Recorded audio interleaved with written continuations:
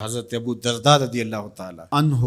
مدینۃ المنورہ سے چلے گئے تھے شام میں، تو وہاں کوئی شخص مدینۃ المنورہ کا ان کو ڈھونڈتے ڈھونڈتے جا پہنچا اور کہا کہ ابو درداء میں مدینۃ الرسول سے آیا ہوں، مجھے پتہ چلا کہ آپ کے پاس حضور کے فرامین ہیں، تو ایک فرمان سننے کے لیے اتنا لمبا سفر کاٹا ہے، یہاں رشتہ داری بھی نہیں ہے، کوئی تجارت بھی کرنے نہیں آیا، کسی سے ملنا بھی نہیں ہے، شہر دیکھنے کے شوق میں بھی نہیں آیا کہ میں دمشق دیکھا ہوں کیسا ہے، صرف ایک ہی غرض ہے میرے سینے میں، اور وہ یہ کہ میں ابو درداء سے حضور کا فرمان سنوں۔ تو حضرت ابو درداء رضی اللہ تعالی عنہ نے پھر انہیں حضور علیہ السلام کا ایک فرمان سنایا، سنو آپ بھی، من سلک طریقا یبتغی فیہ علما سہل اللہ لہ طریقا الی الجنہ، جو کسی ایسے راستے پہ چلا جس راستے میں اس کا مقصد ابتغاء علم تھا، علم سیکھنا تھا، تو فرمایا اللہ اس کے لیے جنت کی راہیں آسان کر دیتا ہے۔ اللہ، یہ کس کو بتایا جا رہا ہے؟ جو ایک حدیث سننے آ رہا ہے۔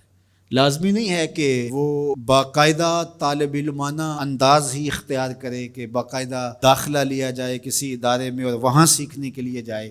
تو وہ طالب علم شمار ہوگا۔ لازمی نہیں ہے کہ 8 سال کا 10 سال کا کورس پڑھنے جائے تو پھر ہی طالب علم شمار ہوگا۔ اس کو بتایا جو صرف ایک حدیث سیکھنے آیا تھا۔ تو میں آپ سے کہوں گا کہ 8 دن کے بعد جب جمعۃ المبارک کے موقع پر آپ سفر کر کے گرمی کاٹ کے مشقت سہ کے آپ یہاں پہنچتے ہیں، پٹرول لگاتے ہیں، وقت نکالتے ہیں، آدھا گھنٹہ پونا گھنٹہ قریبی شہر کے لوگ پہلے چلتے ہیں، اور جو باقی شہروں سے آ رہے ہیں کوئی 2 گھنٹے پہلے چل رہے ہیں، کچھ لوگ صبح سے چل رہے ہوتے ہیں، کچھ لوگ رات سے چل رہے ہوتے ہیں، کچھ لوگ رات آ کے ہمارے پاس مہمان خانے میں ٹھہرے ہوتے ہیں کہ صبح ہم نے نماز جمعہ پڑھ کے جانا ہے، دور دور سے لوگ آ رہے ہوتے ہیں۔ تو اس وقت طالب علم بن کے آیا کریں کہ ہم حضور علیہ السلام کے فرامین سیکھنے جا رہے ہیں، ہم قرآن مجید کی تفسیر سیکھنے جا رہے ہیں، ہم دین سیکھنے جا رہے ہیں۔ تو پھر آپ جب گھر سے چلیں گے تو جنت کی راہ پہ چل کے یہاں پہنچیں گے۔ اور دوسری بات، وَإِنَّ الْمَلَائِكَةَ لَتَضَعُ أَجْنِحَتَهَا لِطَالِبِ الْعِلْمِ رِضًا بِمَا يَصْنَعُ، اور جب وہ گھر سے چلتا ہے، جتنے بھی دور سے چلا ہے، 20 کلومیٹر سے چلا ہے یا 2000 کلومیٹر سے چلا ہے، وہ جتنی دور سے بھی چلا ہے، جب وہ گھر سے چلتا ہے، اللہ کے نورانی فرشتے اپنے نورانی پر اس کے پروٹوکول کے لیے چلنے والے کے پاؤں تلے پھیلا دیتے۔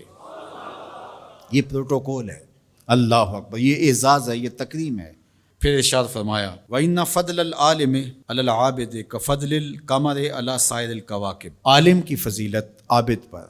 عالم کی فضیلت ہنڈے، بدماش، چور، ڈاکو اس پر نہیں، اس سے موازنہ نہیں کیا جا رہا ہے۔ ایک عام چور، ڈاکو، بدماش سے تو ایک مسجد میں جھاڑو دینے والا بھی افضل ہے، اس سے موازنہ نہیں کیا جا رہا، بلکہ موازنہ کس سے کیا جا رہا ہے؟ جو تہجد گزار ہے، شب زندہ دار ہے، نوافل پڑھتا ہے، صلاۃ الاوابین، صلاۃ الاشراق، چاشت کی نماز، قرآن مجید کی تلاوت، رات کو عبادت، دن کو روزہ، معاملات میں محتاط، صرف عالم نہیں ہے، باقی وہ عابد ہے بہت بڑا، اپنی نظر پر پہرے بٹھاتا ہے، خیالوں پر پہرے بٹھاتا ہے، سوچوں کو آوارہ نہیں ہونے دیتا، زبان کو بے قابو نہیں ہونے دیتا، عابد ہے۔ اس پر عالم کی فضیلت کتنی ہے آپ ذرا سنیے تو آپ کا جی چاہے گا کہ ہم مکمل عالم بن جائیں۔ تو فرمایا کہ فضل العالم علی العابد کفضل القمر علی سائر الکواکب، عالم کی اس عابد پر، تہجد گزار پر فضیلت اس طرح ہے جس طرح 14ویں رات کے چمکتے ہوئے چاند کی فضیلت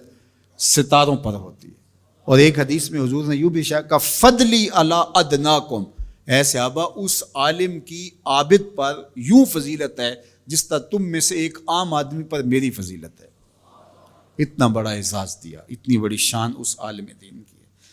اللہ اکبر۔ اور پھر ارشاد فرمایا وَإِنَّ الْعَالِمَ لَيَسْتَغْفِرُ لَهُ مَنْ فِي السَّمَاوَاتِ وَمَنْ فِي الْأَرْضِ حَتَّى الْحِيتَانُ فِي الْمَاءِ،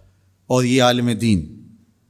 اس کے لیے بخشش کی، استغفار کی، معافی کی اللہ کے حضور دعائیں مانگتے۔ کون؟ جو آسمانوں میں رہتے فرشتے، ومن فی الارض، اور جو زمینوں میں رہتے ہیں، حتی الحیتان فی الماء، یہاں تک کہ جو سمندروں میں، دریاؤں میں، پانیوں میں مچھلیاں رہتی ہیں وہ بھی عالم دین کے لیے دعائیں کر رہی ہوتی ہیں، اللہ اس کی مغفرت فرما دے، اللہ اس کی مغفرت فرما دے۔ اگر کوئی معمولی چیز صادر ہو بھی جائے عالم دین سے تو لٹھ لے کے پیچھے نہ پڑ جائیں،